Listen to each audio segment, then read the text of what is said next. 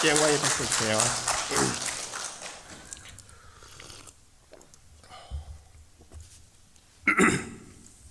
오늘의 제목 말씀을 원래는 어리석은 갈라디아 사람들 그냥 본문 말씀 그대로 정을 하다가 너무 제목이 긴 것 같아서 그냥 죄인된 인간, 짧게 죄인된 인간이라고 제목을 정했습니다. 보통 어떤 분들이 그러더라고, 제 설교가 어렵다고 좀 쉽게 좀 했으면 좋겠다고. 근데 죄송합니다. 어렵게 하려고 했던 것이 아닌데 어렵게 됐고 좀 알아듣기 힘들어서 죄송합니다. 아무튼 그런데 말씀에 대해서 먼저 좀 우리 성도님들이 좀 깊이 연구도 하시고 말씀에 대해서 좀 생각도 하시고 좀 사모함이 있으면은 좋겠다는 생각에, 그냥 수협에 나오신 분들은 또 믿음도 좋으시잖아요. 그리고 수협에 나오신 분들은 오랫동안 교회 다니신 분들이고 중직자들이 많기 때문에 그냥 어렵더라도 그냥 제 식대로 그냥 설교를 하겠습니다. 이해하고 들어주십시오. 감사합니다. 오늘의 본문 말씀은 이렇습니다. 사도 바울 선생님이 계속 갈라디아인들에게 질문을 하고 있습니다. 꼭 갈라디아인들에게 질문한 것뿐 아니라 현실에 있는 오늘 우리에게도 질문을 하고 있는 것입니다. 계속 질문을 하고 있습니다. 계속 어디까지 질문을 하고 있냐면은, 너 혹시 가짜 아니야? 김정성 목사, 너 가짜 목사 아니야? 이렇게 질문하고 있는 것 같아요. 그렇게 성경을 볼 때 나에게 적용하면 많이 은혜가 될 수 있습니다. 너 성령 안 받은 것 같은데 자꾸 우긴다? 목사로서 성령 받은 것 같아? 아닌 것 같은데? 정말 성령 받았어? 그래, 그러면 사도 바울 선생님이 말한 거예요. 그래, 내가 질문을 계속 할 테니까 한번 대답해 볼래?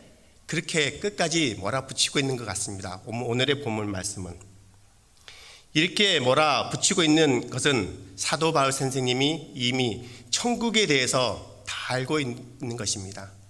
사도 바울 선생님이 말씀했잖아요. 나는 3층천에 갔다 왔다고. 천국에 대해서 알기 때문에 유사신자, 유사성도, 가짜 성도들 그냥 못 넘어가겠다는 그런 뜻입니다. 용납하지 아니하겠다는 거예요. 그래서 어리석은 갈라디아인 사람들이라고 먼저 말을 하고 있습니다. 사도 바울 선생을 존경하고 교회에 오면은 대환영하여 줘야 될 건데, 그렇게 되면 교회가 부흥이 될 텐데 사도 바울 선생님에게는 그런 생각이 추호도 없는 것입니다. 추호도 없는 거예요.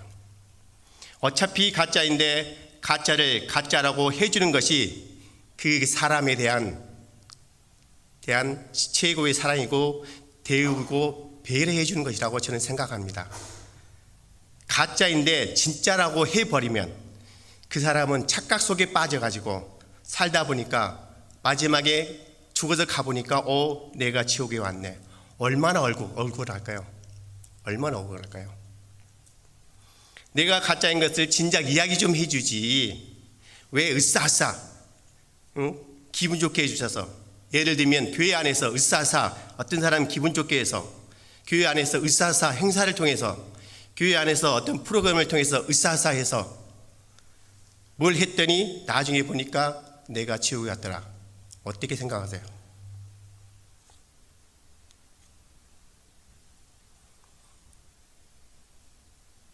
그래서 1절 말씀에 이렇게 말씀하고 있습니다. 다시 한번 1절 말씀 보실까요? 다시 한번 합독하십시다.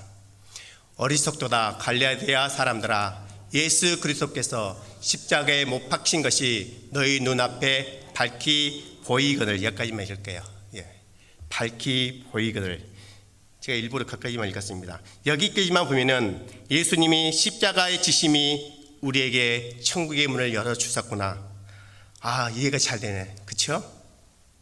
그런데 그 말이 갑자기 이론에서 현실로 바뀌게 됩니다. 누가 너희를 꾀더냐? 누가 너희를 꾀더냐? 예수님의 십자가 지신 것이 하나의 명제입니다.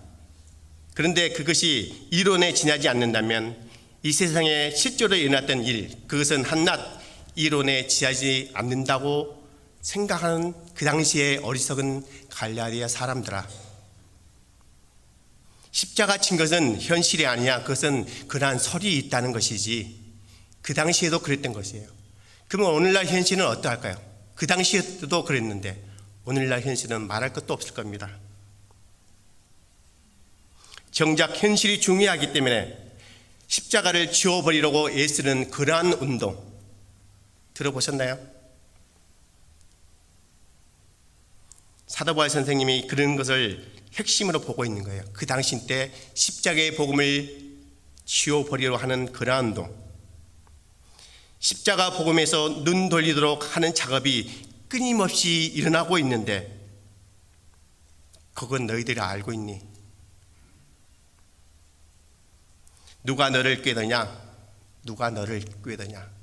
누가 너를 유혹하더냐? 누가 십자가의 복음을 안 보이도록 해방 놓고 있느냐? 그런 말씀하고 있는 거예요. 지금. 사도 바울 선생님의 다른 편지를 보면은 세상 신이 십자가의 복음을 가리웠다고 나오고 있습니다. 사탄이 그랬다고 나오고 있는 거예요. 세상 신이. 여러분들에게는 어떠한 것이 세상 신이 된 것입니까? 자식입니까? 아니면 재물입니까? 저는 알지 못합니다.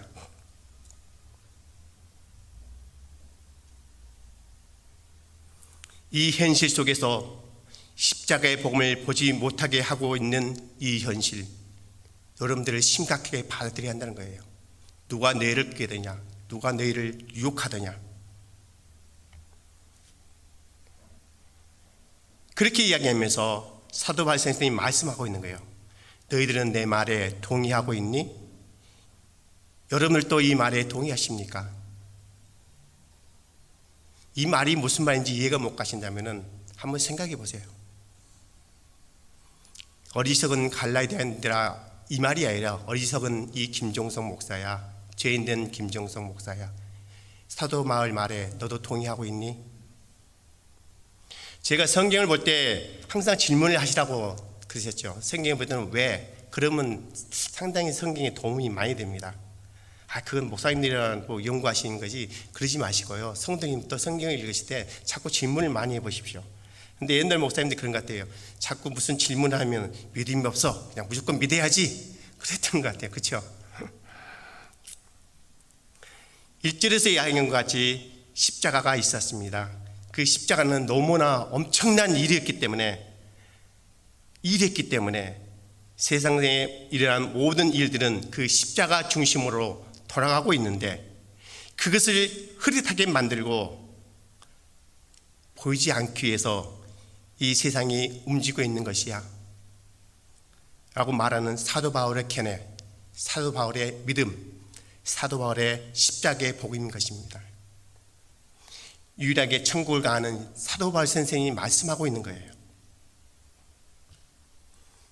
다시 말씀드리면 계속해서 질문하고 있는 자체는 세상은 지금 십자가를 보지 못하도록 깨고 있는 이 세상의 분위기, 환경에 살고 있는 이 성도들아, 아니 어리석은 갈라디아의 사람들아, 너는 이것들을 알고 살아가라는 것이에요. 그런데 그걸 알고 살아가면 얼마나 좋을까요? 먹고 살기도 바쁜데 그걸 어떻게 우리가 알고 있어? 주일날 한번 교회당 나와준 것도 고마운 거지, 아니 수요일날 나오면 더 고마운 거지. 이 현실이 어떻게 돌아가는지 내가 알 바 뭐야. 1절에 누가 너희를 깨더냐, 그렇게 나온 것처럼 2절 말씀도 한번 보실까요? 자, 같이 보십시다. 내가 너희에게서 다만 이것을 알려 하노니 너희가 성령을 받은 것이 율법의 행위로냐 혹은 듣고 믿음으로냐, 이렇게 나와 있어요. 근데 1절에서 2절 넘어갈 때 조금 뭔가 이상하지 않나요? 누가 너희를 꾀더냐, 그러고 나서 내가 너희에게 다만 이것을 알려 하노니.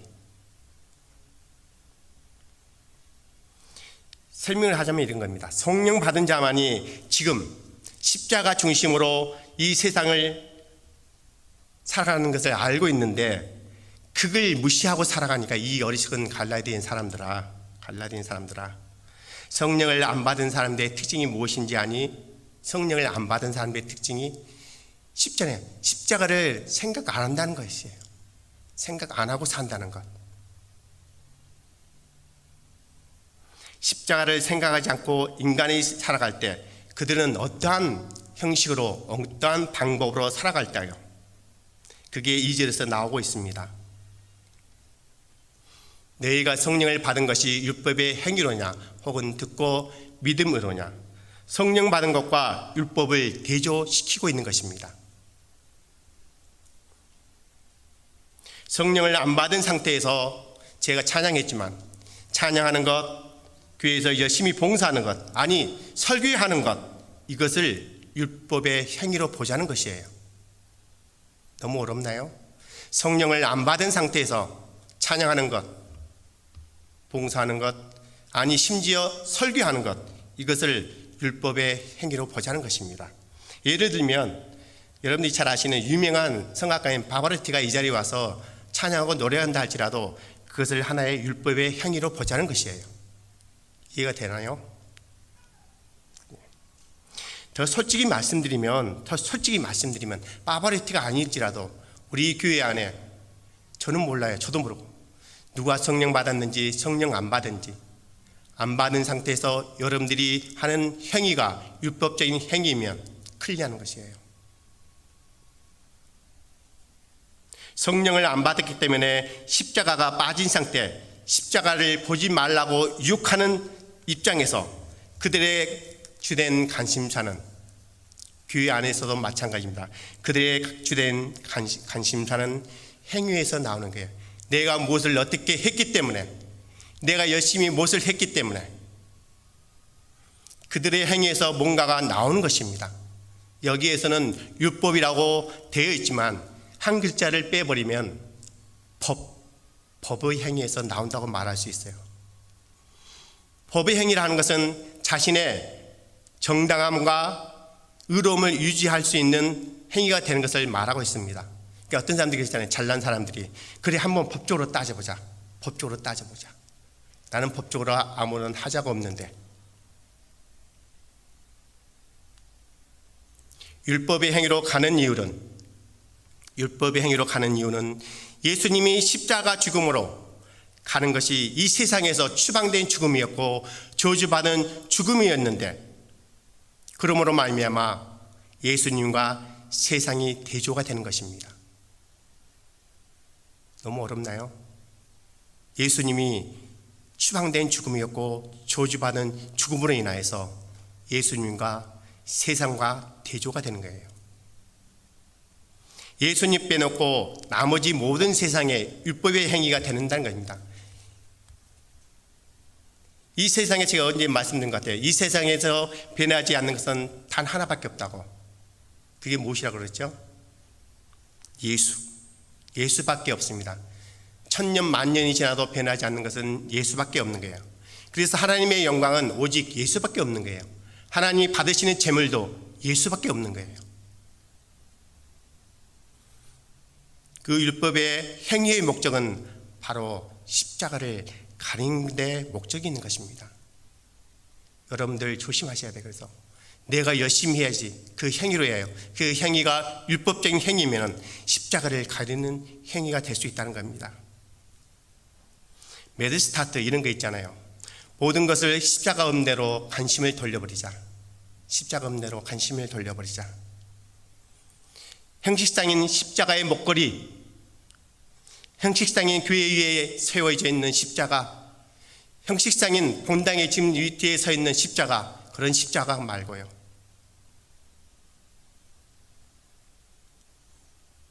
죄송하지만 이해하고 들으십시오. 교회의 부흥, 교회 안의 프로그램, 교회 안에 있는 모든 행사들, 이러한 곳에 관심을 두는 것이 아니라 십자가에 관심을 두자는 것입니다. 십자가의 복음에 관심을 두자 하는 것인데, 율법의 행위가 나타나면 그런 십자가의 복음에는 관심을 못 두게 만드는 거예요. 오직 교회 부흥해야지. 행사가 있으면 그 행사 잘 돼야지. 우리가 40전 했잖아요. 그래서 우리가 많이 금식기도를 했던 것 같아요. 그랬는데도 사탄이 많이 방해가 있었어요. 사실 잘못하면, 아차하면 그 행사의 모든 것이 빼앗길 수가 있거든요. 성령이 오게 되면 비로소 부가 밝히 보이냐 하면요, 성령이 오면 십자가만 밝히 보이는 것이 아닙니다. 십자가만 밝히 보이는 것이 아니고 십자가의 복음이 전달되지 못하도록 얼마나 이 세상이 이렇게 변해가고 있는 것을 깨닫게 되는 거예요.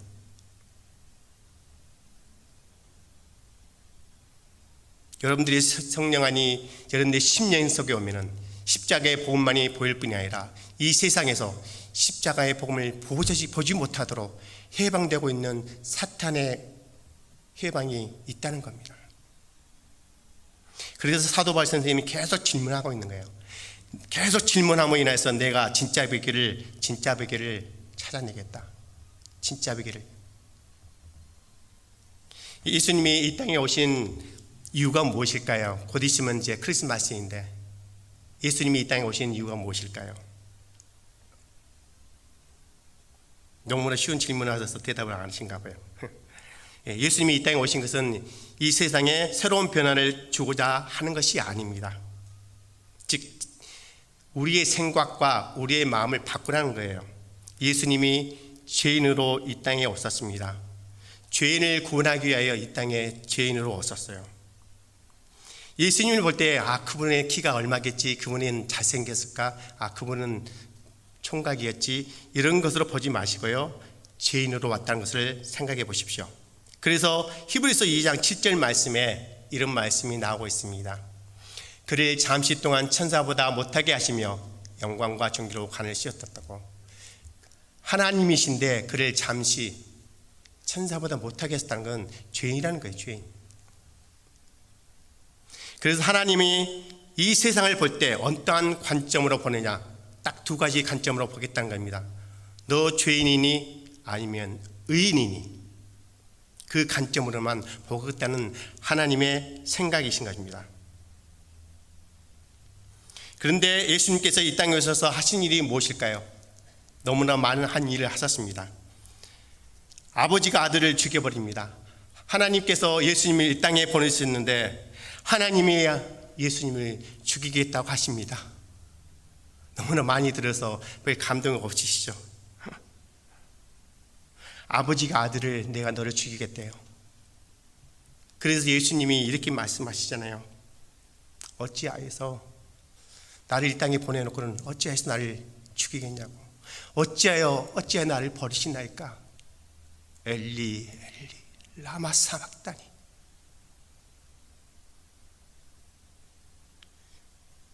땀방울이 빗방울이대로 울부짖고 기도하신 겁니다. 이 땅에 보내주고는 나를 죽이겠다고요? 그게 말이 됩니까? 하나님 너무하시네요. 아버지 너무하시네요. 아버지에게 버림받고 인간들에게도 버림받은 그 버림받는 생각, 자포를 다시 한번 새롭게 만드시는 겁니다. 죄인이기 때문에 위로부터는 아버지한테 버림받은 그 심정, 버림받은 예수의 심정 안에 들어오지 아니하면 구원이 없는 것입니다. 버림받은 예수의 심정 안에, 아버지가 아들을 십자가에 죽이는 하나님의 그 심정 안에 들어오지 아니하면 여러분들은 참된 구원을 모르신 거예요. 그냥 예수 믿으면 구원 받으니까 그래 예수 믿어, 그게 아니고요. 여러분들은 어떤 예수를 믿기 원하십니까? 모든 사람들이 우상이 되고 모든 사람들에게 존경이 되고 기적과 이적을 일으키신 예수님을 믿으시려고 하십니까? 아니면 죄인이 되어서 하나님 아버지에게 버림받고 세상에게도 버림받고 십자가상에서 죽이신 그 예수 그리스도를 믿으시렵니까?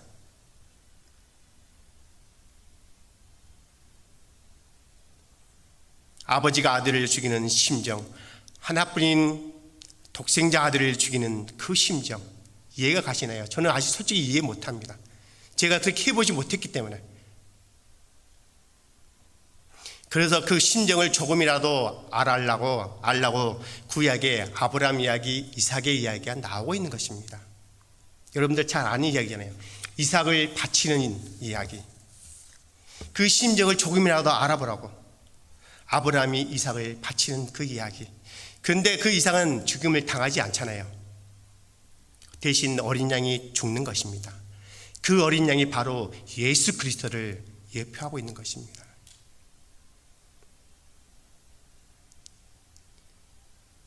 그 예수의 심정 안에 들어가려면 우리는 어떻게 해야 될까요?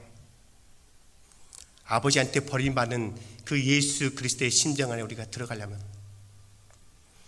예수님이 죄인이 되었기 때문에, 아버지한테 버림받았기 때문에 우리 자신도 나 자신을 바라볼 때에 내가 어떻게 해서 궁극적으로 죄인이었는가, 나는 죄인이 될 수밖에 없었는가를 다시 한번 나 자신을 살펴보아야 한다는 것입니다. 내가 어떤 점에서 죄인이야? 어떤 분이 그랬잖아요. 그래, 법적으로 따져보자. 요즘 한참 유행했던 게 미투 운동 아세요? 미투? 요즘 많이 지난 것 같아요. 미투 운동이 난리가 났었죠. 교회에서도 그렇고 영화계도 그렇고 연극계도 그렇고 뭐 음악계, 정치계가 다 미투 운동으로 아주 난리가 많이 났었습니다. 이러한 분위기가 무슨 분위기가 아니면은 이런 말이 생각나더라고요. 뭔가를 억제온다. 나도 뭔가 나에게 미투 운동이 오는 게 아닐까? 억제해 온다는 것. 쉽게 말하면 네가 지난 여름에 몰래 한 일을 나는 알고 있다. 영화도 그런 영화가 있었는데, 네가 얼마 전에, 예를 들면 5년 전에, 10년 전에, 20년 전에 네가 몰래 했던 일을 나는 알고 있다. 모르시나 보구나. 그런 영화도 있었는데,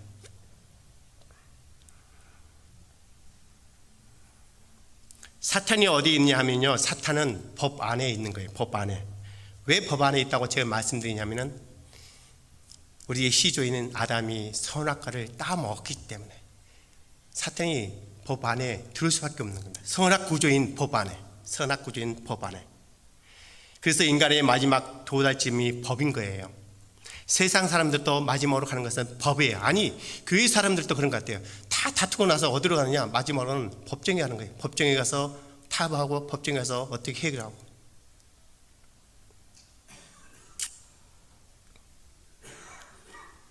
반성하고 교회 와서는 회개한다고 내 탓이요, 내 탓이요. 차 뒷유리에 내 탓이요. 아주 오래전에 그런 게 유행했었는데, 특히 천주교인들이 차 뒷유리에 붙였다. 내 탓이요, 내 탓이요. 그래서 나는 금식했습니다. 그래서 나는 과거의 죄, 모든 과거의 죄를 회개했습니다.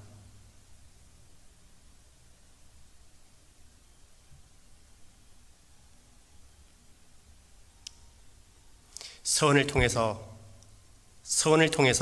악을 보상하고, 선을 통하여서 악을 보상하고, 거기에서 어떻게 해보려고 할 때에,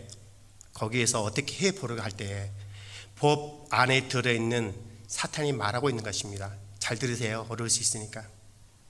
선을 통하여서 악을 보상하려고 어떻게 해보려고 할 때 법 안에 들어있는 사탄이 말한 거예요. 너는 어쩔 수 없어. 너는 어쩔 수 없는 죄인인 것이야. 그러니까 너는 내 편이야.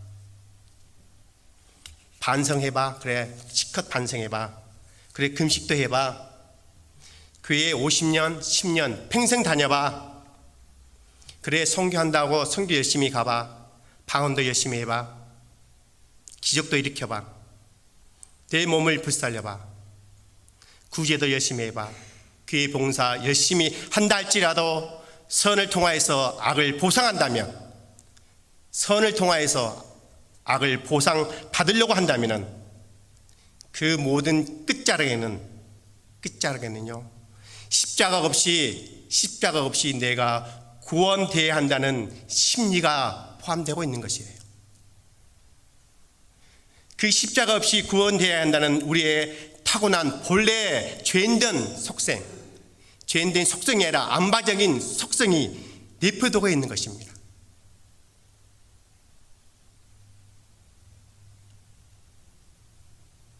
목적이라는 것은 어떠한 목표를 의미한다고 국외사전에 나오고 있더라고요. 이를 이루려고 하는 목표나 나아가는 방향, 즉 살아가는 목적이라고 여러 가지 뜻으로 나와 있더라고요. 원래 하나님은 인간을 만들 때 목적으로 만든 게 아니었습니다. 어렵진 않겠죠? 원래 하나님이 인간을 만들 때는 목적으로 만들지 아니했습니다. 그럼 하나님은 인간을 만들 때 조건으로 만든 것이었습니다. 이게 무슨 말이지? 좀 어려울 수 있나요? 하나님이 인간을 만들 때 창조 순서에 나오잖아요. 아담과 이브를 만들어 놓고 심히 보기에 좋았다고. 나 자신을 위해서 아담과 하와를 만들었다고. 그래서 이사야서 43장 21절로 이렇게 나오고 있습니다. 내가 이 백성, 쉽게 말하면 김종성 목사를 내가 지었는데 나를 위해서 지었어. 나를 위해서 지었는데 왜? 나의 찬양을 부르게 하기 위해서. 너희들이 좋아하는 찬양이 아니라 하나님이 받기 원하는 찬양을 부르라고 지었어. 조건으로 지었는데 목적이 아닌 것입니다. 그런데 사탄은 아담을 유혹하여서 선악과를 따므로 말미암아 하나님의 영광을 위한 조건에서 목적으로 만들어 버린 것입니다.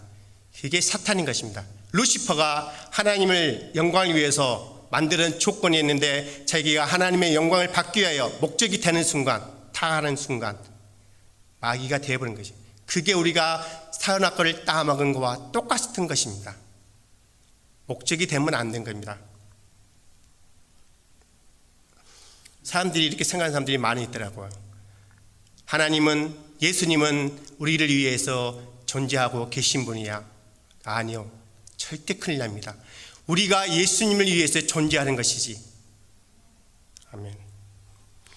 그래서 고린도서 15장에 55절과 56절에 이런 말씀이 나오고 있습니다. 한번 다 같이 합독하실까요? 사망아 너의 승리가 어디 있느냐? 사망아 네가 쏘는 것이 어디 있느냐? 사망이 쏘는 것이 죄요, 죄의 권능은 율법이라. 죄의 권능은 율법이라고. 죄로 말미암아 사망이 오는데 율법이 쏘는 것은 우리에게 올 때에 죄를 묻혀서, 아니 저주를 묻혀서 우리에게 온다는 것입니다. 그래서 죄의 권능은 율법이라는 것이에요. 죄인과 함께 되셨기 때문에 예수님을 조죽게 하고 죽이게 했던 그 율법에서 우리가 죽으면 되면 좋을 건데 너무 어렵나요? 죄인과 함께 되셨기 때문에 예수님을 저죽게 하고 죽이게 했던 그 율법에 의해서 우리가 죽으면 좋을 건데 안 죽거든요. 저 자신도 설교는 이렇게 하지만 정말 죽기가 힘들어요.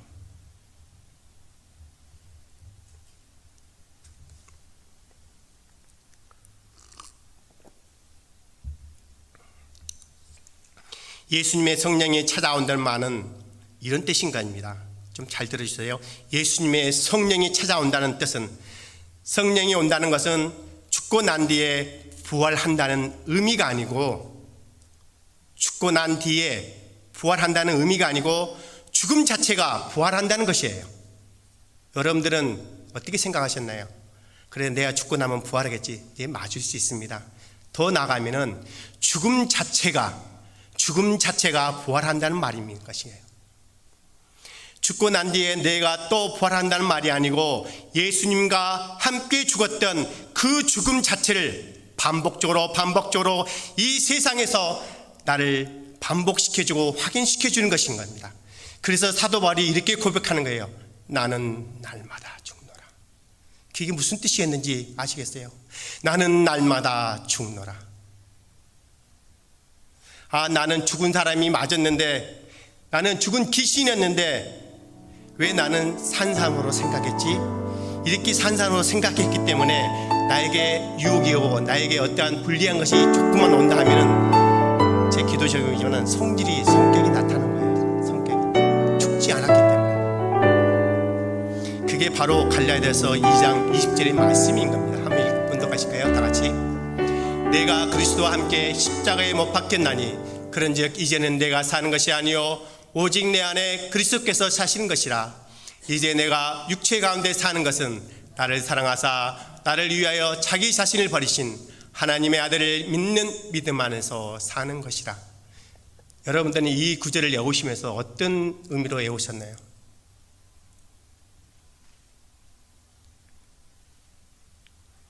늘 죽어 있음을 조건으로 했을 때만 하나님이 나의 목적이 되는 줄 믿습니다. 늘 죽어 있음을 조건으로 했을 때만 주님이 나의 목적이 되는 것입니다. 주님을 위해서 우리가 존재하는 것입니다. 알라딘이 나오는 그게 아니에요. 너무 많은 사람들이 이야기하다 보면 너무 그렇게 많이 알아요. 그래서 기도하면 들어주시겠지. 맞습니다. 그러나 더 깊이 생각하자고요. 내가 기도하면 들어주는 건 맞습니다. 그러나 주님은 그 기도를 들어주기 위해서 존재하는 분이 아니란 거예요. 기도했는데도 안 들어주면 금식 기도해야지. 저도 금식 기도 옛날에 산기도에서 일주일씩 했었는데 요즘은 안 합니다. 뭔가가 제가 깨달음이 있어가지고. 그런 분들도 계시더라. 기도해서 안 들어줘? 에이, 그러면 철학기도. 철학기도도 안 들어주네? 금식기도 해야지. 사고방식을 바꾸시라는 거예요.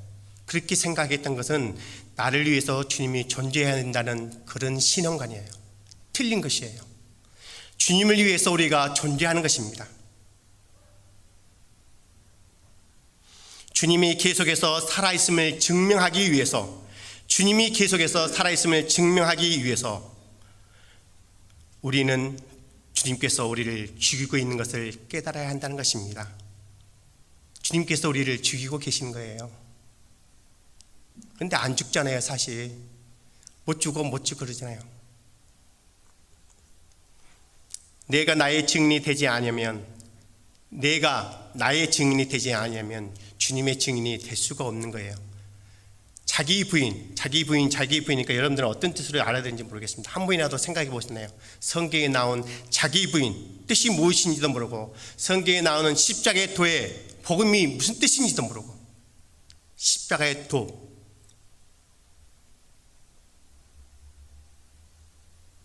나는 어떤 증인이 되어야 할까요? 나는 어떠한 증인이 되어야 할까요? 이 세상에 살 가치도 없는 증인으로 살 때 주님 바로 나를 증인으로 써주시겠다는 겁니다. 그 하나님의 사랑을 통하여서 십자가라는 것을 어떤 식으로 이 세상에서 해방하고 차단시키고 있는 것을 너희들은 깨달아서 눈으로 확인하라는 것이에요. 이 어리석은 갈라디아인 사람들아, 그 말이 아니라 이 어리석은 김종석 목사야.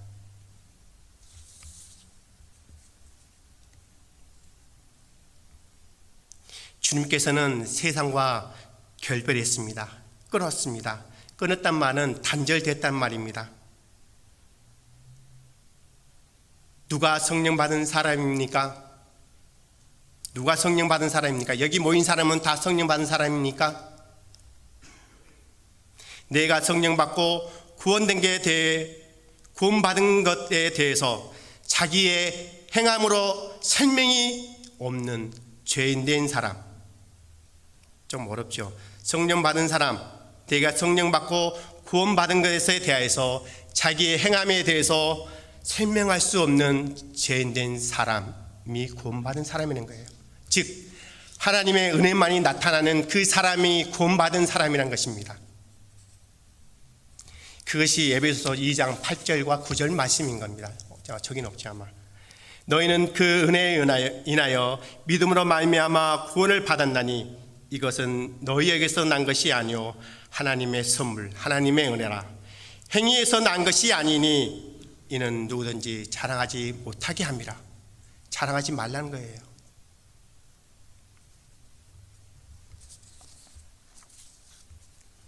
우리 마지막으로 성경 구절 한번 읽고 마치겠습니다. 갈라디아서 2장 21절 말씀입니다. 다 같이 합독하실까요? 내가 하나님의 은혜를 피하지 아니하노니 만일 의롭게 되는 것이 율법으로 말미암으면 그리스도께서 헛되이 죽으셨느니라. 이 말씀 들으면 무섭지 않나요? 아무 감동이 없지요. 다시 한번 합독하실까요? 내가 하나님의 은혜를 피하지 아니하노니 만일 의롭게 되는 것이 율법으로 말미암았으면 그리스도께서 헛되이 죽으셨느니라. 예수 그리스도가 헛되이 죽었답니다. 그러면 구원이 없는 거예요. 집에 가서 한번 가만히 묵상해 보시길 간절히 소망합니다.